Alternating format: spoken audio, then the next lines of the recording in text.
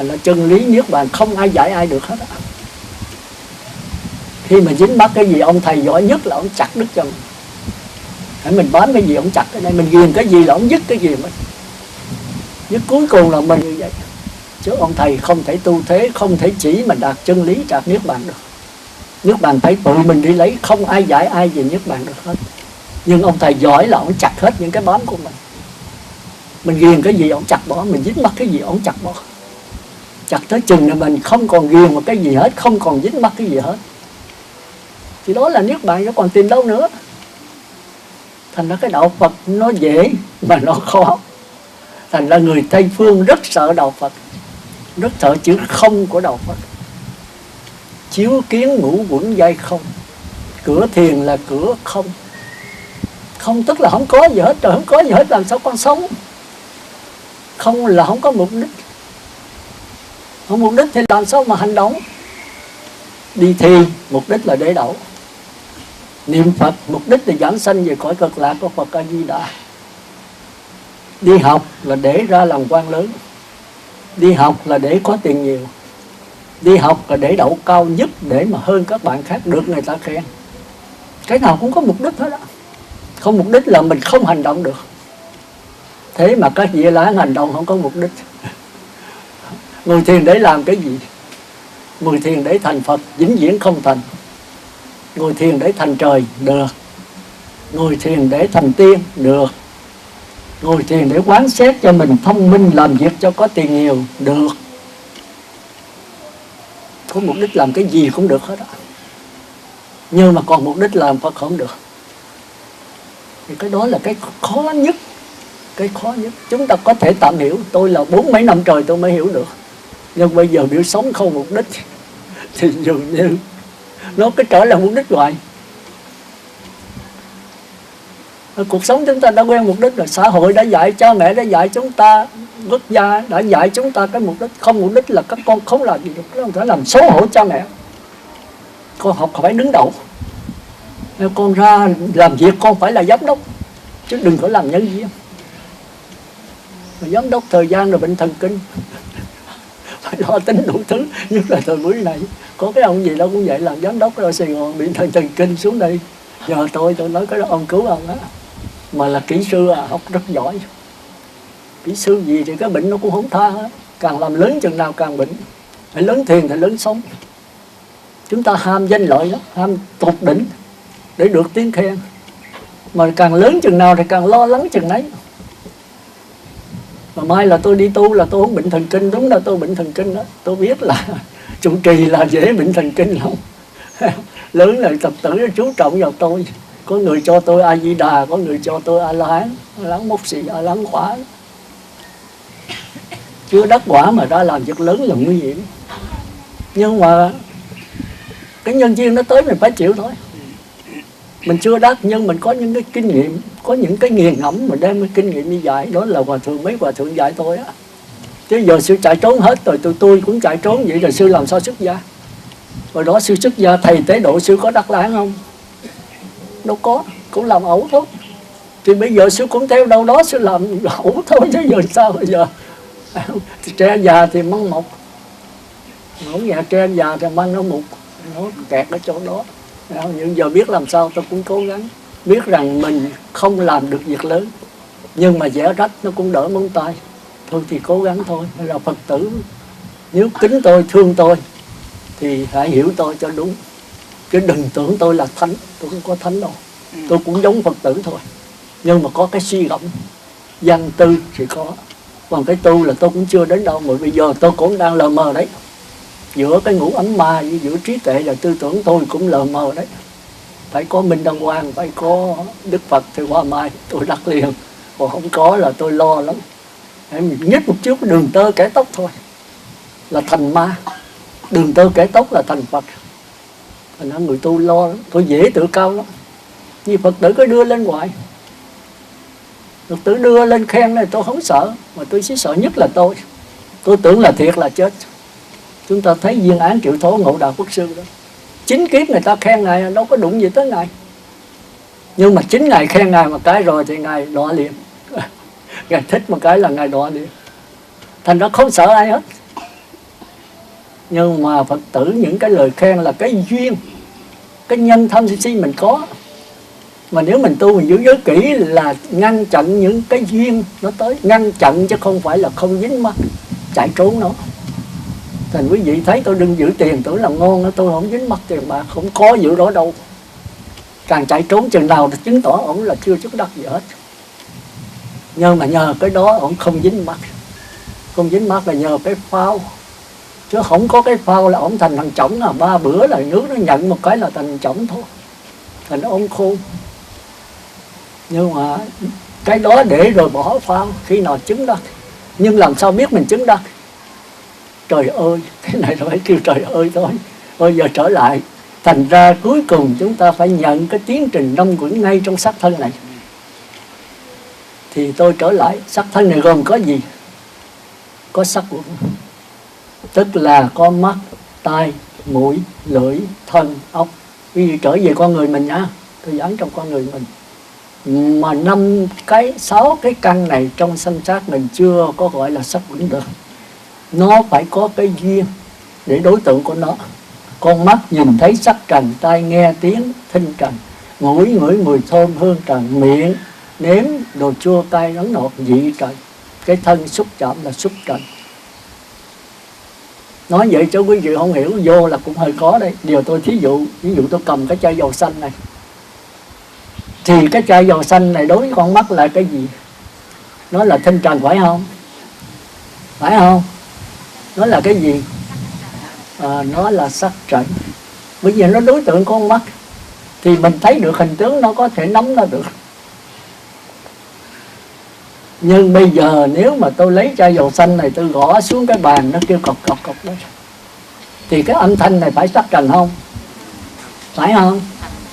Nó là cái gì? Thinh trần. Nó của con mắt hay là của ai? Của lỗ tai. Rồi bây giờ tôi mở chai dầu xanh này ra, tôi xịt xuống đây, nó bay khắp nơi, hoặc là tôi quẹt vô lỗ mũi tôi, thì nó có cái mùi thơm. Mùi thơm của chai dầu xanh này, thì cái đó phải là thinh trần không? Phải không? Nó là cái gì? Là hương trần. Nó đối tượng có cái lỗ mũi. Rồi bây giờ chai dầu xanh này tôi đang đau bụng quá, tôi mở chai dầu xanh, tôi để lưỡi tôi uống miếng để cho trị cái đau bụng. Thì bây giờ chai dầu xanh vô cái lưỡi của tôi thấy nó cay. Nó cay xé, nó ngọt ngọt. Thì cái cay xé, cái ngọt ngọt đó phải là thinh trần không? Phải là sắc trần không? Nó là cái gì? Là vị trần. Rồi bây giờ chai dầu xanh này tôi đang gió thổi lạnh quá, tôi mở ra tôi thoa vô da tôi cho nó nóng. Thì cái nóng này đâu phải là sắc, là thinh, hay là vị, hay là hương. Nó là cái gì? Xúc trần. Chúng ta thấy nội cái chai dầu xanh này thôi mà chúng ta tiếp xúc tới 6 căn. Rồi bây giờ tôi nghĩ chai dầu xanh này nó hay quá, màu xanh nó đẹp, cái mùi nó thơm. Thì cái ý nghĩ này là cái gì? Nó phải là sắc không? Phải không? Quý vị để ý trong con người mà quý vị chẳng để ý gì hết. Một cái chai dầu này nó qua đủ 6 căn, mà có bao giờ mình thấy đâu. Mà quý vị thấy cái sắc trần thì dễ thấy đó. Còn cái thi trần, thinh trần dễ không? Khó đấy, khoa học đầu hàng đấy. Cái sắc trần là khoa học hay lắm, có thể phân tích được. Mà nó do những cái tế bào, do những cái điện tử nó kết lại. Còn cái thinh trần thì nó hơi mịt mờ. Hơi mịt mờ. Thế mà đạo Phật nói có hình, có tướng đấy, thì các cõi trời mới thấy được nó. Còn cái hương trần là cái mùi của chai dầu này, thì khoa học cũng đầu hàng. Khoa học được có một cái sắc trần thôi. Còn đạo Phật làm hết 6 cái. Mà làm hết 6 cái này đó thì Ngọc Lưu đã thấy rõ rồi. Chúng ta thấy quả thánh Ngọc Lưu độc đáo. Khoa học bây giờ là các vị tiên, các vị trời đấy, mà còn lờ mờ. Còn vị Ngọc Lưu là thấy rõ. Còn 4 đường ác thì thấy không rõ nên chìm đắm trong đó. Thấy chai dầu là khoái, thấy cái mùi thơm là thích. Thì cái đó là mắt, tai, mũi, lưỡi, thân, ốc tiếp xúc với sắc, thinh, hương, vị, xúc, pháp. Tôi nói xúc thôi, còn pháp để khi cao. Cái pháp nó hơi cao, nó cũng không cao gì nhưng mà hơi khó hiểu, thì để khi khác. Đây trong con người quý vị đó, thì cái mắt, tai, mũi, lưỡi, thân, ốc khi tiếp xúc với sáu trần này nó gom lại, thì trong đạo Phật kêu là sắc uẩn. Uẩn là gom nhóm đúc kết nhiều duyên mới thành ra. Thì con mắt chúng ta thấy là cũng do nhiều duyên rồi, có trồng trắng, có trồng đen, thấy không? Có những cái thịt gom lại mới thành, có cái nước ở trong đó, nước mắt, thấy không? Cái trồng đen, trồng trắng là thịt, thịt đất, đất nước thì có cái hơi nóng trong đó. Khi nào mắt mình chảy xuống, mình rờ cái nước mắt nó nóng và nó hơi măng mặn, thì những cái đó là đất nước lửa gió gom lại thành. Cái lỗ tai cũng vậy, cái lỗ mũi cũng vậy, cái lưỡi cũng vậy. Quý vị ngồi quán xét nha, chứ không phải như vậy là dễ đâu. Tập ngồi quán xét. Rồi khi mà con mắt này tiếp xúc với chai dầu xanh này, thì chai dầu xanh là sắc trời. Nó cũng do nhiều duyên hợp lại, có thủy tinh, có nắp dầu, có kỹ sư, có mấy người thợ, có máy móc gom nhóm lại mới thành cái chai dầu xanh này. Thì nó cũng có nhiều hình tướng góp lại nó. Phải có đá thì sao? Thì phải có đá. Tôi chọi chai dầu xanh này lên đá thì dầu xanh còn không, nó bể bấy hết. Nó đã mà không biết đã lúc nào. Thành ra nó không có cái ta cố định, vô ngã không có cái ta cố định. Rồi khi tiếp xúc chai dầu xanh, tôi có cái tư tưởng nghĩ chai dầu xanh này đẹp quá, làm cái kiểu gọn quá, tôi thấy thích nó. Thì cái thích là gì? Thích là tôi kia cảm giác. Nó lại khác rồi đấy. Cái sắc trần hồi nãy thì chưa có cái biết. Còn cái thinh trần đó, cái dễ chịu thích đó thì thuộc về cái cảm giác. Nhưng mà cái sắc trần nó còn nhiều quá. Đó là một là con mắt tôi đối với chai dầu xanh, hai là lỗ tai đối với cái chai dầu xanh này gõ xuống bàn có cái âm thanh. Thì cái lỗ tai tôi cũng phải có nhiều duyên, phải vậy không? Phải có màng nhĩ, có thịt, không? Có tức ráy, không? Có những dây thần kinh bám vào đó mới tạo thành cái lỗ tai. Thì có thịt, đất, nước, lửa, gió trong đó. Rồi cái âm thanh, cái này muốn có cái âm thanh mà xuống này phải có chai dầu xanh chạm với cái bàn. Rồi chai dầu xanh cũng có nhiều duyên, cái bàn này cũng có cây, có thợ mộc, có đinh, mới đụng nhau mới phát ra cái tiếng được. Vậy đó, âm thanh cũng do nhiều duyên hợp lại, cái lỗ tai cũng do nhiều duyên hợp lại. Thì cái chai dầu xanh, cái âm thanh này là không có cái ta cố định, thì cái lỗ tai cũng không có cái ta cố định. Tất cả các đối tượng đều không cố định, không có cái ngã, không có ta, tức là không có cái ngã. Thành ra đạo Phật rất hay là vô ngã nó khác, còn vô thường nó khác. Vô ngã là có hình, có tướng, có khái niệm được. Rồi tới cái lỗ mũi cũng vậy, phải có cái lỗ mũi, có cái sống mũi dọc dừa, có cái da mũi, có cái xương mũi, còn có những cái gai lỗ mũi thì mới tạo thành cái lỗ mũi này được. Thì trong lỗ mũi có cái sức nóng, có cái nước mũi, có đất là cái xương mũi, da mũi tạo bằng đất, tức là chất rắn đấy. Còn nước mũi trong đó là nước, còn hơi nóng, bữa nào nóng thì cái lỗ mũi nó nóng dữ lắm. Còn hít vô thở ra có gió trong đó, đất nước lửa gió nó tạo nên cái lỗ mũi này. Nó không có một cái cố định, nó không có cái ngã. Rồi khi cái chai dầu xanh, cái mùi dầu xanh này cũng có hình tướng, mới được quẹt lên lỗ mũi mới có cái mùi. Thì cái hương trần cũng do nhiều cái. Do dầu xanh này đâu phải có một chất, nó hai ba thứ, có dầu, có những cái chất mà làm ra mùi thơm. Và do thợ, do kỹ sư này kia mới tạo được cái chai dầu xanh này. Rồi cái này cũng không có hình tướng, do nhiều cái đáp lại, nằm trong không gian. Tới cái lưỡi cũng vậy, cái thân cũng vậy, quý vị thấy quá. Để thấy rằng toàn thân mình mắt, tai, mũi, lưỡi, thân, ốc, sắc, thinh, hương, vị, xúc, pháp. Pháp là cái hồi tưởng nhớ lại. đều không có một cái ta cố định trong đó, chỉ là ráp thôi. Mà hãy ráp thì nó rã, mà cái rã thì kêu là chết, còn nó ráp lại kêu là sống. Khi sanh ra tiến tu qua là có nhiều cái ráp lại, rồi khi đứt bóng hết thì nó ra rã hết thì chết. Cuộc đời có bấy nhiêu thôi. Chúng ta làm chủ được không? Không. Phải nó hợp thì nó muốn rã lúc nào rã, hay đủ duyên thì nó hợp, mà hết duyên thì nó ra đi. Mình điều khiển cái duyên này được không? Đừng cho nó rã, được không? Được không nào? Ai mới làm được? A-la-hán làm được, Như Lai thì dư sức. Nhưng mà A-la-hán không phải là làm được, là muốn làm là làm đâu.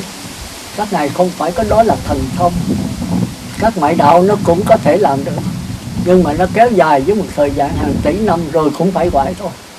A-la-hán có thể kéo dài hơn nữa, còn Như Lai bao lâu cũng được hết. Nhưng mà A-la-hán Như Lai không bao giờ làm cái vụ đó. Sống với cái thời duyên cảnh ngộ. Nếu làm vậy đó thuộc về ngoại đạo, muốn cho mình sống lâu. Thành ra khi mà Đức Phật tịch diệt A Nan lại khóc, thỉnh ngài ở lại, thì ngài nói Như Lai muốn ở lại bao lâu cũng được, nhưng mà Như Lai sống theo thời duyên cảnh ngộ. Còn duyên Như Lai còn hiện, hết duyên Như Lai ra đi. Những người có duyên Như Lai đã độ hết. Còn những người không duyên thì Như Lai cũng không độ được đâu. Để cái khổ đau nó mới tu. Cái khổ đau có hai cách. Một là dìm chúng ta xuống sa đọa, xuống địa ngục ngạ quỷ. Hai là kéo chúng ta lên khỏi trời rồi qua thánh quả. Thành ra cái khổ đau chưa hẳn là cái xấu, mà cũng chưa hẳn là cái tốt. Còn cái thuận duyên cũng chưa hẳn là cái tốt, mà chưa hẳn là cái xấu. Thành ra chúng ta thấy trong cuộc đời này không có gì mà hoàn toàn tốt, mà cũng không có gì hoàn toàn xấu. Do chỗ đó mà mấy người khổ đau đến tôi là ngộ được cái chỗ đó. Có cái cô gì đó bị cái chú trai nào gạt, nhưng mà khóc quá trời. Đâu có giảng gì được, cô khóc tù lu la, mày không nói gì để cho khóc đã rồi. Tôi nói tôi mừng cho cô đấy, cô trốn con mắt lên. Tôi nói tôi mừng cho cô đấy, chứ không phải là khổ đau đâu. Nhờ cái khổ đau này bị người ta phụ đãi, người ta gạt, thì cô mới biết là cuộc đời không phải là thuận duyên đâu. Điên đảo tưởng đường đời đầy êm thấm, nay giật mình mới quyến luyến uống rã tay. Chi mà phải bận lòng trong lạnh ấm. Cô nhờ cái này cuộc đời cô còn nhiều cái khổ đau hơn cái này dài dài, chứ không phải bao nhiêu đâu. Cô còn trẻ mà, còn học sinh bị gạt. Nhờ cái gạt này cô mới tìm vô đạo. Trong cái khổ đau này có cái phước báo trong đó. Và cô còn tiếp tục đời sống của cô còn nhiều cái khổ đau dài dài mà đổ đau hơn nữa. Thì tôi mừng cho cô. Trong cái khổ đau, cái buồn này có một cái mừng cho cô. Nếu không có gì thì cô chắc không đi đến đạo. Cô không tìm hiểu con người cô đâu. Sau đó cô mừng, cô cười. Chứ đó tính tự giận đấy. Tính tự giận. Thành ra cái Phật Pháp nó hay vô cùng. Tôi nói ai trong cuộc sống mà không hơn một lần khổ đau. Nếu mà cô ấu trĩ, cô từ học sinh lên rồi cô có biết mốc gì về cuộc đời này đâu. Thì với cái sắc đẹp của cô đang có tuổi dậy thì rồi cô tưởng vậy là sướng. Nhưng mà khi đến một cái bị gạt rồi cô mới thấy khổ đau. Rồi khổ đau cô tỉnh uống thuốc chuột cũng tự giận. Mà nếu tự giận mà giải quyết vấn đề thì tôi cũng chết, tôi không sống đâu. Tôi nói thật với cô. Với cái tâm khổ đau cô sẽ mang cái sắc thân tật nguyền, hoặc là không mang thân người nữa. Bởi vì trước khi chết mà với cái tư tưởng, cái linh hồn khổ đau thì sẽ tìm cái sắc thân khổ đau. Chết chưa hẳn là thoát dòng đau khổ. Vì bên kia cửa tử hãy còn sanh. Chết là để mang sắc thân khác. Mà trong lúc cái tâm như thế nào thì mang sắc thân như thế đó. Cô nghe rồi cô cười. Tôi nói giờ cô dậy mà đi, té rồi phải đứng dậy mà đi. Thì mỗi lần té vậy cô sẽ học được cái kinh nghiệm. Mà cô muốn chấm dứt mọi sự khổ đau thì cô phải cạo đầu thôi, chứ hết đó thôi. Cô phải rỗi rảnh. Ngày đi xin ăn, không tiền không bạc, thì ngủ ở cốc lá hoặc dưới cội cây. Thì khi nào rảnh rỗi cô trở lại con người của cô tìm hiểu nó. Thì bây giờ cô là không xuất gia thì cô có thể chuyển nghiệp. Cô nương cái khổ đau này để cô tìm cái hạnh phúc. Hạnh phúc đối với khổ đau. Nhờ cái khổ đau cái hạnh phúc nằm ở trong đó. Rồi cô chuyển nghiệp được cái hạnh phúc thì có khổ đau nằm trong đó. Thế giới tương đối này không bao giờ có cái hạnh phúc tuyệt đối, chỉ có niết bàn thôi. Cô về suy gẫm lại, tôi rất mừng cho cô. Cô thì buồn, cô thì khóc, nhưng mà tôi thấy tôi rất vui cho cô. Thì sau đó cô cười, cô vui. Cái Phật Pháp là chỉ là cái lời nói thôi mà có thể chuyển cả cuộc đời của con người, chuyển cả cuộc đời con người. Tôi thấy đạo Phật hay chỗ đó, Đức Chúa cũng tài ba chỗ đó. Khi cái bà mà lấy trai mà bị người dân đó là ném đá tính cho chết, đem cho Đức Chúa. Thì có Đức Chúa đi giảng đạo, ngồi dưới gốc cây là mới đem lại cho Đức Chúa. Cái người bà này ngoại tình, mà theo cái truyền thống của con ở đây đó là mỗi người có quyền ném một viên đá tới chừng nào bà nào chết. Bây giờ Đức Chúa thử như sao, chỉ dạy cho tụi con. Vì Ngài là giáo chủ mà, Ngài tượng trưng cho người đi dạy đạo.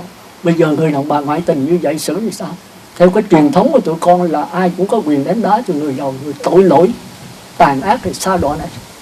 Người đàn bà ngoại tình thì bạch với Đức Chúa, Chúa mỉm cười bạch 3 lần. Người này mới mỉm cười Ngài nói: ai mà từ nhỏ tới lớn mà giờ chưa hề làm một điều gì lầm lỗi, người đó có quyền ném viên đá đầu tiên.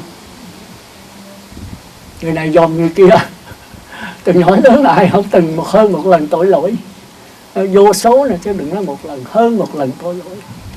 Và Ngài lập lần thứ hai thấy mọi người nín thinh, lập lần thứ hai nữa thì dòm lợi là còn có phân nửa thôi, đi về hết phân nửa, không ai dám ném đá hết trơn.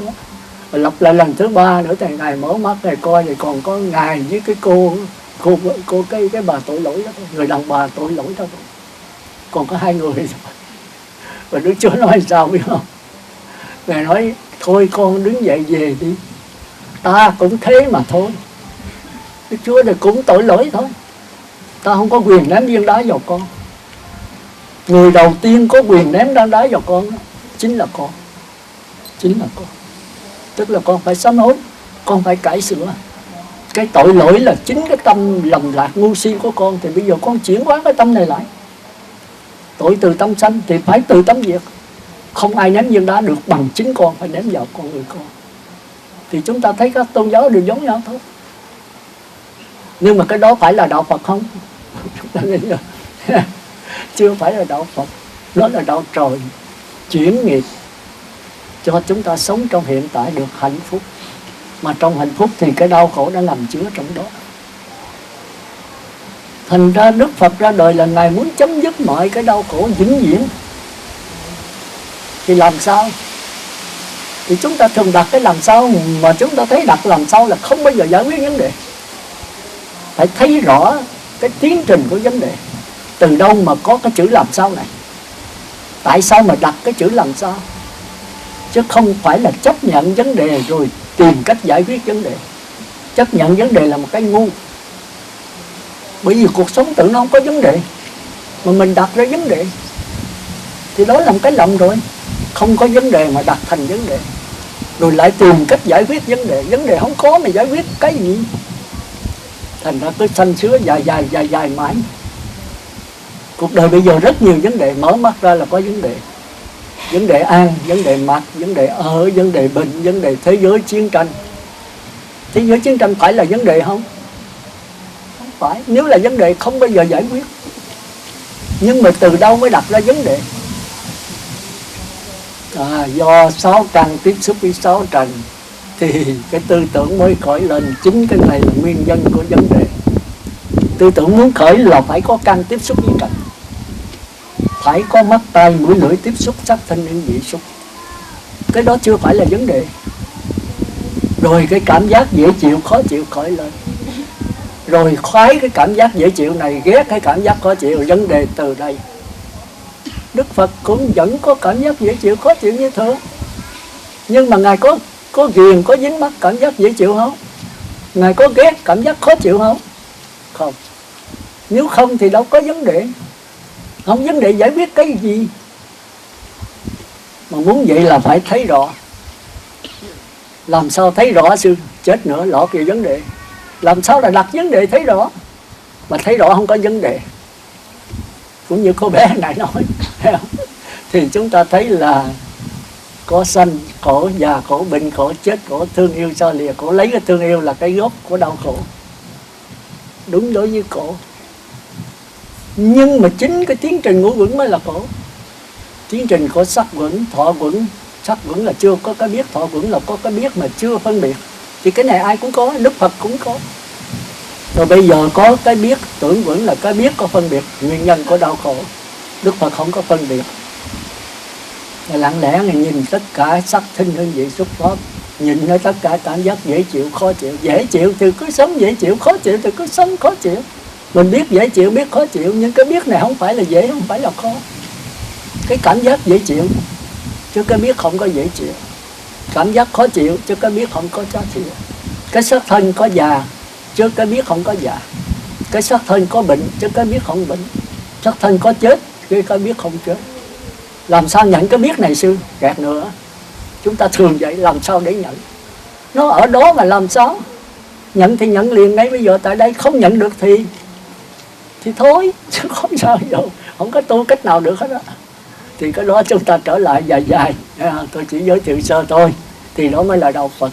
Thành ra khi Đức Phật đắc quả rồi Ngài la: trời ơi, không ngờ chúng sanh đất nước lửa gió cỏ cây đều có cái bất tử, đều có cái Phật tánh như cô bé lại nói, nhưng mà chúng sanh không dễ gì nhận lại.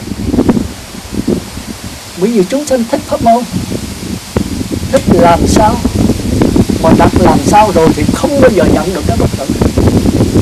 Như cô bé nãy nói rất hay, chỉ nhận lại thôi, họ biết cổ biết nhận lại là cái gì không. Rồi cuối cùng cổ nói là cái thương yêu xa lìa là đau khổ nhất trong 8 cái khổ. Chết vậy rồi. Nguyên nhân của thương yêu đâu phải là cái khổ nhất, mà cái khổ nhất chính là tư tưởng. Cổ nghĩ đây là cha mình là con. Cha mình chết một cách quá tàn thiết, không kịp từ giả vợ con, không được nói cái tiếng nào hết, chết bất đắc kỳ tử. Thì cái tư tưởng này làm cổ khổ, chứ đâu phải là cha chết mà khổ. Cha bây giờ không chết thì tương lai cũng chết, mà nếu cha không chết thì mình chết trước cha. Cái dĩ nhiên cuộc sống nó là phải vậy. Mà nếu mình không nhận, mình đặt vấn đề. Mà ai đặt vấn đề? Tư tưởng đặt vấn đề. Cổ thấy đây là cha thiệt, đã sanh mình ra cực khổ, bây giờ chết bất đắc kỳ tử, thì cái tư tưởng này làm khổ cổ. Còn nếu cô biết cha mình cũng là ngũ uẩn, mình cũng là ngũ uẩn, mà sự chết cũng là ngũ uẩn, phải nó hợp thì nó phải ly. Mà cô lặng lẽ thấy được vậy thì cái lặng lẽ mới là khổ, chứ đâu phải là cha mình là con, là mình là con. Cái đó là cái giấc chim bao thôi, cái tuồng hát thôi. Mày đã biết là tuồng hát thì bây giờ hát chút xíu nó cũng phải tập tuồng xuống thôi, nó qua cái màn khác nữa. Thì bây giờ cha với con là đã qua cái màn đó rồi, phải đóng cái màn khác nữa. Còn nếu cô thương yêu nữa thì cô kiếm ông cha để một cái chuyện nữa, thì tiếp tục cái lẫn quẩn nhau nữa. Thành nói chúng ta thấy đạo Phật rất hay, nhưng mà khó khăn là Đức Phật không muốn giáo hóa, rồi nói chúng sanh đã ghiền quen rồi, không bỏ được. Cái tập khí của nó là phải có vấn đề để giải quyết, phải có dính mắc một cái gì trong cuộc sống, mà không dính mắc làm sao sống. Cuộc sống mà không có vấn đề làm sao sống. Mà chính không vấn đề mới là sống thoải mái nhất, sống giải thoát nhất, sống vô lượng vô biên nhất. Thì thôi cái đó còn dài, khó giảng, mà quý vị cũng khó hiểu. Nhưng mà tôi giảng vậy mình cũng có nắm được. Nhưng mà làm tới làm lui rồi cũng phải làm sao để mà nhận được cái bất tử. Như cô bé nãy đó, thì nếu mà nhận như vậy là chúng ta tiếp tục trở lại vấn đề. Trong 8 cái khổ mà cổ không thấy cái khổ nào quan trọng, mà có thương yêu xa lìa là khổ. Chết. Mà biết là trong cái thương yêu xa lìa, trong cái sanh tử là có cái bất tử. Mà đã là bất tử rồi, tại sao là thương yêu xa lìa khổ nhất? Mà không thấy là cái tiến trình long quẩn mới là khổ nhất. Mà trong tiến trình long quẩn, cái tiến trình nào khổ nhất với thầy? Thì chính là tư tưởng. Mà tư tưởng từ đâu mà có? Chúng ta phải đi dài tới. Tư tưởng là cái nhớ lại. Nhớ lại cái gì? Nhớ lại những cái kinh nghiệm, kiến thức, học hỏi của mình đã làm trong cuộc sống. Nó chứa trong cái linh hồn mình dưới hình thức năng lực. Thì cái này khổ nữa ạ. Tại sao mà chúng tử với hình thức năng lực là sao sư? Tôi cũng đầu hàng thôi. Cái đó phải ngồi chứ nhất là 7-8 tiếng đồng hồ trở về con người mình để thấy. Chỉ có ông Einstein đó đã tìm ra được Trong các nhà bác học có mình ông tìm đầu tiên. Thì chứ là thế giới nguyên tử bắt đầu từ đây. Thế trước thế kỷ 17, 18 là không biết cái này. Đạo Phật nói sắc bất dị không, không bất dị sắc, sắc tức dị không, không tức dị sắc. Linh hồn là thể xác, lễ xác chẳng khác gì linh hồn. Thể xác tức là linh hồn tức là thể xác. Sống chẳng khác gì với nước, nước chẳng khác gì với sống. Sống tức là nước, nước tức là sống. Nhưng mà sống vẫn là sống, nước vẫn là nước. Khoa học đầu hàng, đạo Phật nói dốc. Làm sao chứng minh linh hồn? Tinh thần chẳng khác gì vật chất chẳng khác gì tinh thần. Vật chất tức là tinh thần tức là vật chất. Chúng ta giải thích làm sao? Cái này không thể giải thích được. Chúng ta có thể hiểu một cách lờ mờ thôi. Khi nào chúng ta ngồi thiền sâu, chúng ta qua cái sắc thân như nãy tôi giảng, 6 căn, 6 trần, 6 thức, rồi qua cái cảm giác chúng ta cũng chưa hiểu nổi. Rồi khi cái tư tưởng tới thì chúng ta tìm hiểu cái tư tưởng từ đâu, thì cho thấy rằng nó do cái linh hồn. Tất cả kinh nghiệm kiến thức chứa trong đó, tư tưởng là chỉ nhớ lại thôi. Còn cái ý chí bây giờ mới ngoi trong cái kinh nghiệm của mình, mới cung cấp tư tưởng mới trả lời được. Thì nó phải qua tiến trình 5 cái. Một là sắc thân tiếp xúc với sự vật là sắc trần, chưa có cái biết. Hai là cảm giác các dây thần kinh phát hiện lên dễ chịu, khó chịu, không dễ, không khó. Thứ ba là tư tưởng mượn cái óc mới là phê bình. Dinh nhục lợi hại, thịnh si khen chê tốt xấu gì đó, do cái kinh nghiệm trong hai lại gia. Mà moi trong đó tức là hành vững, tức là nghiệp. Mà cái kho chứa đó tức là linh hồn, thần thức hai lại gia của chúng ta. Mà ai lại gia thì không có tướng, chỉ là cái luồng năng lực. Khoa học cái năng lực đó. Thì ông hãy xem ông tìm được cái năng lực đó. Ông về và MC bình phương. Năng lực tức là M là vật chất, vật chất biến thành tinh thần biến thành vật chất. Thành ra vật chất một cái khối gram nhỏ vậy mà muốn biến thành cái năng lực, cái tinh thần đó, thì phải nhân cho 300.000 cây số giây bình phương lên. Thì chúng ta biết rằng một cái khối năng lực thật là lớn mà tạo thành một cái vật chất ổ bánh mì đó, thì ổ bánh mì nhỏ rồi. Một ổ bánh mì mà muốn tạo là phải mấy tỷ cái năng lực mới tạo thành nó được. Thì khoa học bây giờ làm được, nhưng mà tốn kém quá nhiều. Muốn làm được cái đó phải dùng bủa bối. Chúng ta từng thấy trong kinh, trong chuyện mà thần thông đánh giặc nhau như phong thần bây giờ đó là bởi bủa bối. Bủa bối tức là chế những cái quang tuyến để mà bắn những cái tia laser này vô trong cái nguyên tử, âm điện tử, dương điện tử để mà cải sửa nó. Chẳng hạn như hydro là 1 điện tử âm, 1 điện tử dương. Ai mà học lớp 11, 12 thì biết. Còn oxy là 16 điện tử âm, 16 điện tử dương. Còn vàng là 180 điện tử âm, 180 điện tử dương. Cái nào mà điện tử càng nhiều thì có đó càng cứng và càng quý chừng ấy, khó mà phá vỡ. Thành ra vàng phá vỡ không được, nó tốn kém nhiều lắm.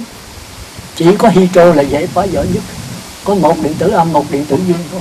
Thì bắn bỏ điện tử âm, giữ lấy điện tử dương. Điện tử dương thì nóng, điện tử âm thì lạnh. Mới bắn chứa nó trong cái kho, ta kêu latte ở đó. Thì tiếng Việt mình dịch là bạch kim đó. Tôi cũng không biết là sao. Bạch kim nó không có nổ được, nó chắc. Bắn vô trong đó, giữ lại. Thì giữ hàng tỷ điện tử dương. Dương thì nó nóng dữ lắm. Mà cuộc đời chúng ta bệnh hay không bệnh, hỏa hoạn hay là nước trôi này kia, mà những cái trận lũ lụt là do mất quân bình của âm dương. Thành ra hồi xưa mấy nhà đông y rất giỏi cái này. Tất cả cuộc sống ở này, trên vũ trụ này đều thuộc về âm dương hết. Phải mất âm dương là con người bệnh, thì uống thuốc để làm cho quân bình âm dương lại. Thì phương pháp Osaba đó là ông độc đáo chỗ đó. Con người 5 phần dương mà có 1 phần âm. Thành ra ăn trái cây là quá âm, thì con mắt sẽ tam bạch. Thì con người mất cái quân bình, bị bệnh trầm cảm vậy đó, bệnh stress, khủng hoảng. Thì ăn đồ dương lại thì nó quân bình. Thì thuốc là làm cho âm quân bình âm dương, nhưng mà không bằng gạo lứt. Gạo lứt nó quân bình âm dương sẵn. Thành ra tất cả các bệnh đều do mất quân bình, mà ăn gạo lứt thì nó lấy quân bình, nó trị bá bệnh. Nhưng mà ăn nổi hay không thì cái đó còn thuộc về ý chí. Người ý chí mạnh là có thể trị bệnh mình, nhưng mà không thành Phật được đâu. Có thể kéo dài cuộc sống thôi. Có đại khái như vậy. Rồi hãy theo làm cái đó để mà cứu độ nhân quần, để chúng ta có thể chuyển hóa cuộc đời này được hạnh phúc. Thành ra ban đầu thì kêu là bom nguyên tử. Nguyên tử là gì? Chẳng hạn như hydro là một nguyên tử, một âm điện tử, dương điện tử. Oxy là một nguyên tử, 16 điện tử âm, 16 điện tử dương. Vàng là 180 điện tử. Thành ra lấy cái hydro đó bắn vô 179 điện tử nữa thì thành vàng. Đó, thì tất nhiên là hydro có thể biến thành vàng. Rồi lấy oxy đó là 16 điện tử âm dương đó thì bắn vô thêm nữa 70 mấy nữa thì thành vàng. Thành ra khoa học có thể chuyển biến, cái đó kêu là chuyển nghiệp. Thì chúng ta có thể chuyển như vậy được. Nhưng mà vẫn là điện tử thôi. Tất cả vũ trụ là điện tử thôi. Rồi phá trở điện tử thì nó biến thành năng lực, tức là thành thức. Thành ra đạo Phật nói tam giới di tâm dạng pháp di thức. Tất cả các dạng pháp này do thức biến. Thức mà khi nó sao động thì nó thành điện tử. Mà khi điện tử nó đứng lặng rồi nó biến thành thức. Thức là tinh thần. Mà tinh thần ở con người rối loạn rồi thì nó sanh ra những cái điện tử là cái ý chí. Ý chí là cái ham muốn. Do ham muốn mà con người khổ đau. Mà người nào ham muốn là người đó sao động, tức là tâm không yên, tính toán đủ thứ hết. Mà khi hết ham muốn là con người trở lại phần lặng lẽ, tức là trở lại thức. Là thức là nơi sanh ra tất cả sự ham muốn. Thức là không có sao động, hãy sao động thì kêu là mặt na, tức là kêu là ý chí, kêu là ham muốn. Mà đã là ham muốn là sao thành Phật? Ham muốn, nếu ý chí tôi mạnh là tôi có thể ham muốn đủ thứ. Tôi muốn vàng có vàng, tôi muốn thành tiên có thành tiên, tôi muốn kéo dài cuộc sống thì tôi sẽ kéo dài cuộc sống. Nhưng mà tôi muốn dứt ham muốn thì không dứt được. Hết giờ. Tôi cũng nhiều chuyện, thôi giờ thôi bỏ cái đó, chúng ta nói sơ qua thôi. Thành ra ban đầu thì kêu là bom nguyên tử. Rồi sau các nhà bác học mới thấy là chỉ có hydro là lấy dễ thôi, còn oxy, còn vàng không có lấy được. Carbon thì 12 gì đó. Còn bạc đó thì 108, vàng 180. Cứ đổi nhau thì cả vũ trụ này đổi thôi. Thành ra sau này không kêu bom nguyên tử mà kêu là bom khinh khí. Khinh khí dễ lấy nhất. Nhưng mà lấy đó không phải là lấy dương điện tử, lấy tách cái âm điện tử ra lấy dương điện tử thôi. Mà dương điện tử thì kêu là hạt nhân, là cái nhân ở giữa, nó nhỏ bằng 1/2000 của âm điện tử. Âm tử nó bự lắm. Thành ra đúng là người nào bà nào mà mập thì đúng, còn người ông phải ốm mà cao đặng nó bay dễ, còn mập đó thì le tè đặng mà bao trùm lại. Thành ra người xưa muốn giữ người đàn ông đó thì phải cho lập gia đình, hay người đàn bà bao lại. Thành ra người đàn bà thường hồi xưa là nội trợ giữ gia đình, còn người đàn ông làm việc bên ngoài thì gia đình mới yên. Còn bây giờ đi ngược lại, người đàn bà ra đời ở ngoài, người đàn ông ở trên nhà nấu cơm. Thành ra cuộc đời bây giờ nó lộn xộn tùm lum. Chúng ta đi ngược âm dương. Người xưa người ta khôn lắm nha, người ta nhìn thấy người ta sống theo âm dương. Thành ra hồi xưa đó thì răng long đầu bạc, vợ chồng ở nhau răng long đầu bạc. Ông chồng thì đi ở ngoài xã hội và vợ thì nội trợ. Tôi thấy giấy căn cước hồi xưa đó, 10 người thì hết 10 người nội trợ, người nữ là nội trợ. Còn bây giờ làm bà giám đốc, bà đại tá gì đủ thứ đó. Ở đâu cũng có người nữ hết. Thì cuộc sống bây giờ nó xáo trộn. Người nữ thì phải bao bên ngoài, người nam thì phải ở trong. Người nam thì tánh nóng, người nữ là phải tánh mát. Âm dương nó mới hòa hợp thì cuộc đời mới được hạnh phúc. Nhưng mà hạnh phúc của cõi trời, chứ không phải hạnh phúc của đạo Phật. Đạo Phật thì không dính mắc vào âm mà cũng không dính mắc vào dương nữa. Còn chúng ta thì người nam dính mắc âm, người nữ dính mắc dương. Dính thời gian rồi lộn ngược hết trơn thì phải ly dị thôi. Như ăn cơm bữa. Thôi tôi nói sơ để quý vị ngồi đó, quý vị hồi ngẫm rồi quý vị mới thấy cái hay của cái vấn đề đạo Phật và đạo tiên. Âm dương thì đạo tiên tài tình nhất, tức là kinh dịch. Dịch quán quần kinh chi thụ, thượng tri thiên văn mà hạ tri địa lý, trung tri nhân sự. Tôi đó cũng nghiên cứu kinh dịch 10 mấy năm đó. Tôi tu tiên mà chứ tôi đâu phải tu Phật. Nhưng sau này tôi thấy là thân nghiệp khẩu nghiệp không quan trọng, mà chính cái ý nghiệp mới là quan trọng. Đó thì tôi mới bỏ, tôi tu quá ý. Rồi bây giờ tôi mới trở lại đạo Phật. Bởi vì cái ý nó làm chủ thân với khẩu. Luyện thân thì một thân thể tráng kiện trong một tinh thần minh mẫn, đó là đạo tiên, đạo trời. Còn đạo Phật một tinh thần minh mẫn sẽ làm cho thân thể tráng kiện, khỏi cần luyện. Khi mình an tâm, cái tâm an rồi, cái thân mình không có bệnh nữa. Cái ý chí là quan trọng. Thân nghiệp, khẩu nghiệp chỉ có ý nghiệp là quan trọng thôi. Bên tiên thì luyện thân để qua cái ý, bên Phật thì nắm ý để điều khiển thân. Thì tôi thấy nó hay hơn. Thôi giờ chúng ta trở lại. Đó thì chúng ta phải hiểu cái tiến trình của chúng ta. Thì tất cả nguyên nhân của sự đau khổ là do tư tưởng. Mà tư tưởng muốn khởi lên là do 6 căn tiếp xúc tráo rảnh. Thì bắt đầu có cảm giác. Cảm giác có 3 thứ. Tạm gọi 3 chứ nó nhiều lắm. Nhưng Đức Phật tài tình nói là tóm. Cảm giác dễ chịu. Mà hãy dễ chịu thì mình khoái, mình muốn giữ lại hoài. Đau khổ là từ đây. Cảm giác khó chịu, muốn đẩy nó lui. Mà nếu đẩy được đó thì trở nên sướng, trở nên là to. Đẩy không được thì khổ. Cảm giác dễ chịu muốn giữ hoài, nếu giữ được lâu thì tham, mà giữ không được thì sân. Còn Đức Phật Ngài cũng có dễ chịu, có khó, dễ chịu, khó chịu vẫn có. Nhưng Ngài lắng nghe, dễ chịu, biết dễ chịu, Ngài giữ lấy cái biết. Cái biết không có dễ chịu. Khó chịu, Ngài biết khó chịu, Ngài giữ lấy cái biết không khó chịu.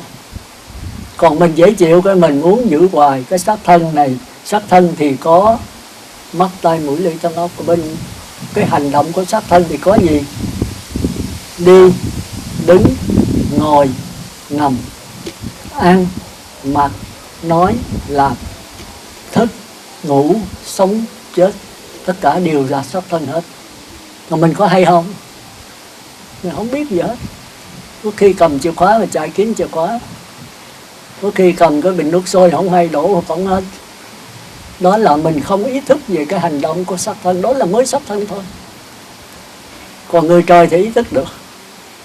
Tôi đang đi, tôi biết đi. Tôi đi, tôi đánh vòng xa, tôi biết đánh vòng xa. Uống đường ác là không hay biết gì hết. Hay biết thì sao? Sửa lại, đừng đánh vòng xa, coi kỳ khóa. Nhất là người nữ, đánh được cả thước mấy, cái tay đưa tới trước rồi đánh tuốt mấy sau này. Mình đi thấy ghê lắm. Thấy cái tướng coi thấy ghê lắm. Thì hãy có ai nói mình để ý cái biết. Chứ không để ý là mình không thấy. Biết làm sao? Cải sửa. Còn đạo Phật thì sao? Không có cải sửa. Không cải sửa để đánh vòng xa sư.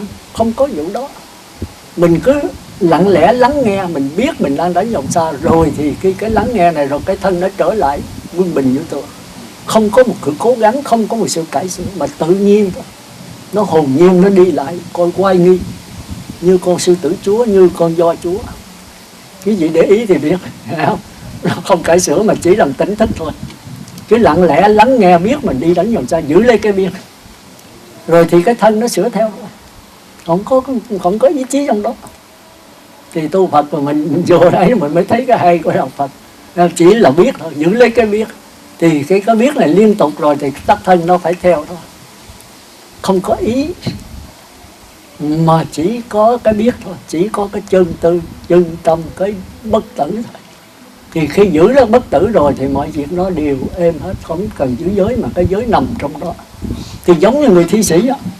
Thi sĩ giỏi thì quý vị coi làm thơ là không bao giờ để ý tới dần bằng trắc.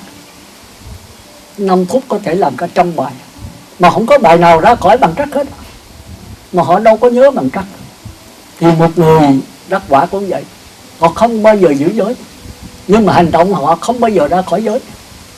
Thì ai có làm thơ thì biết. Hồi lúc mới học làm thơ, trời ơi một bài thơ có khi cả tháng cũng chưa làm rồi. Nhất là thơ Đường Lực. Bằng trắc bằng trắc bằng. Nhất tâm ngũ bất luận mà nhị tứ lục phân minh. Trời ơi lựa chữ gieo dần còn phải đối nữa. Câu thứ 3, thứ 4, thứ 5, thứ đối là phải đối chan chát, vừa ý, vừa nghĩa, vừa lý. Tôi chết luôn. Mà tới chừng mình giỏi rồi là xuất khẩu thành thơ.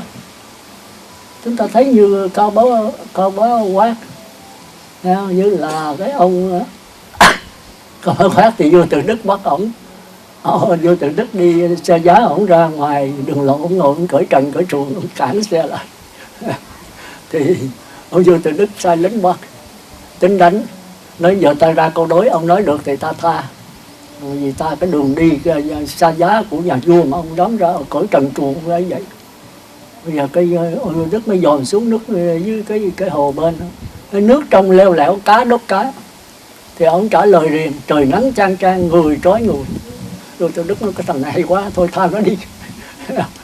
Thành ra ông có cái câu là văn vô siêu quát, văn như siêu quát vô tiền hán, thi đấu tùng ti khách thất thịnh đường.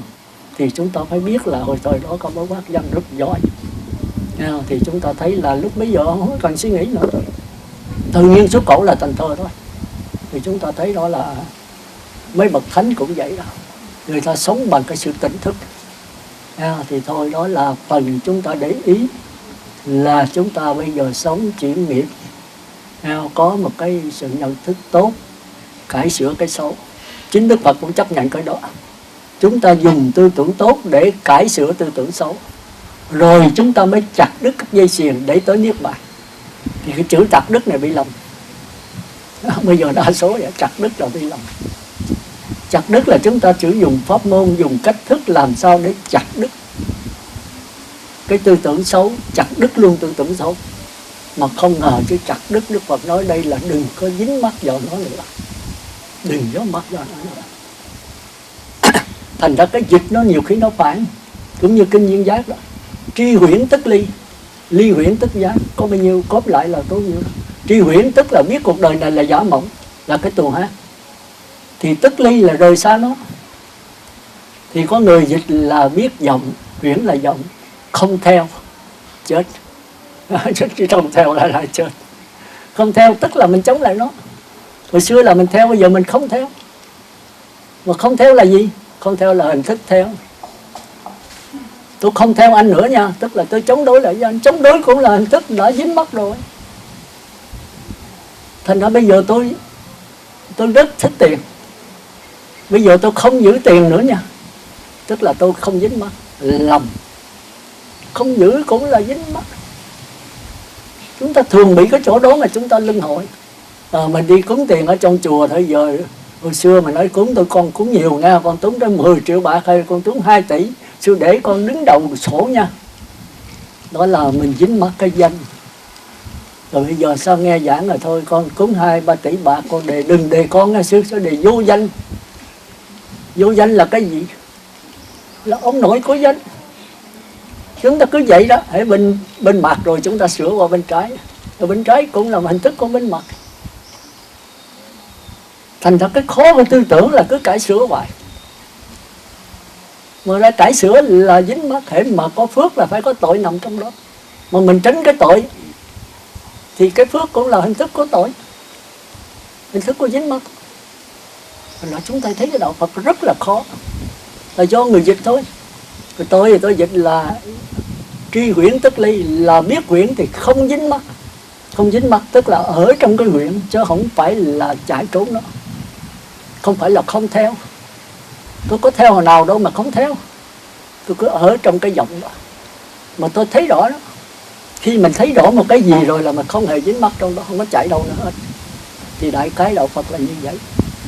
Thì đó là phần thứ hai. Thì chúng ta biết cái tiến trình của chúng ta đó là xác thân này, cái cảm giác, cái xác thân là chưa có biết, cảm giác là có cái biết mà chưa phân biệt. Còn tư tưởng có cái biết mà phân biệt, do cái phân biệt này phải trái tốt xấu, dinh nhục lợi hại khen chê, nó là nguyên nhân của luân hồi.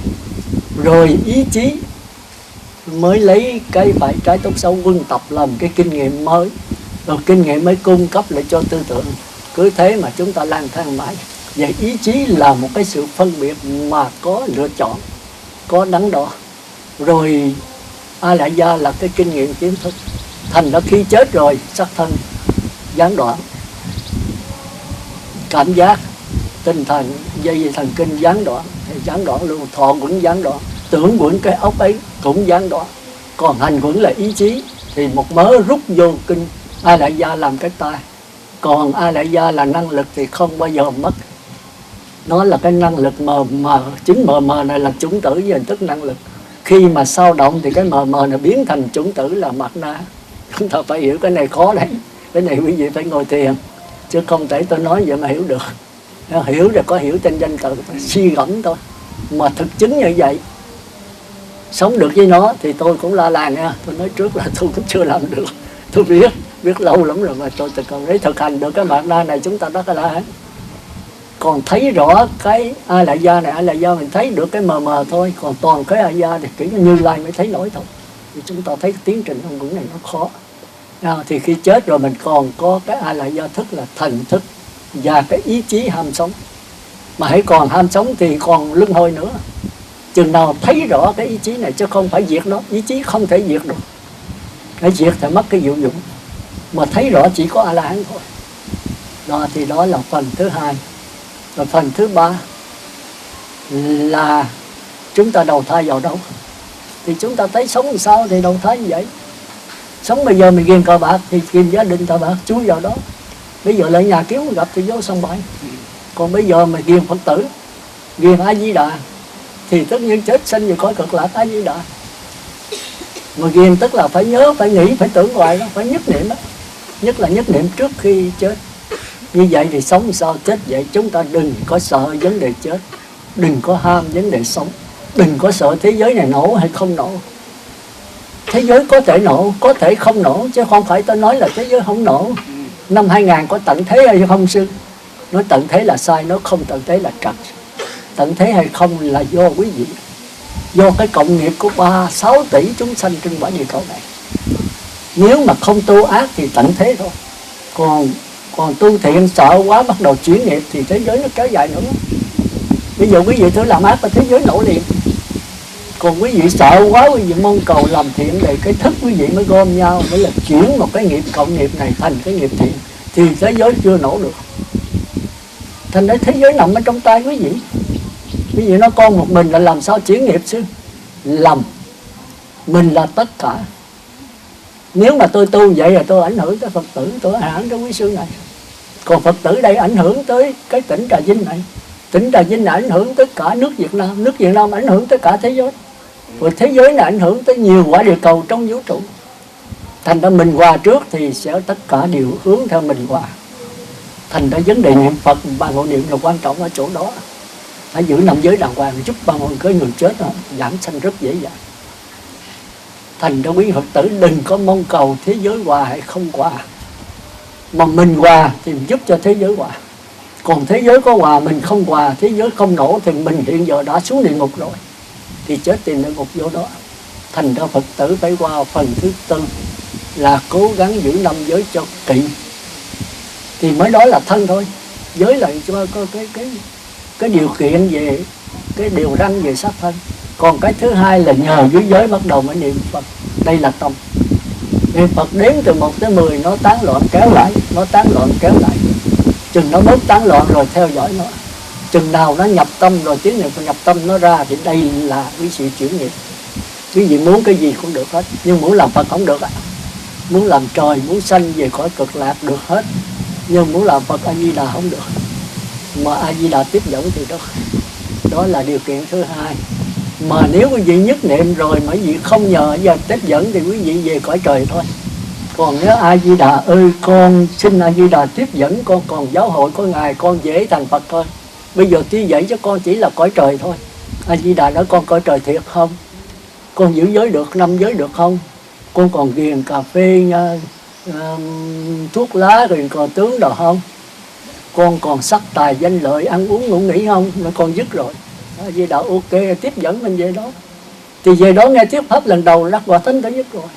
Chúng ta thấy thế giới đó ảnh hưởng cái đức của Đức Phật là quan trọng như vậy. Thành ra cõi đời này không có Phật là một cái đại bất hạnh cho chúng ta. Vậy trước khi dứt lời, tôi tóm lại lần nữa là hôm nay tôi nói về 4 phần. Phần thứ nhất cầu an, cầu siêu, trai tăng, khai thị, cầu phước, lộc thọ gì đó. Thì chúng ta nên nhớ cầu trong hiện tại.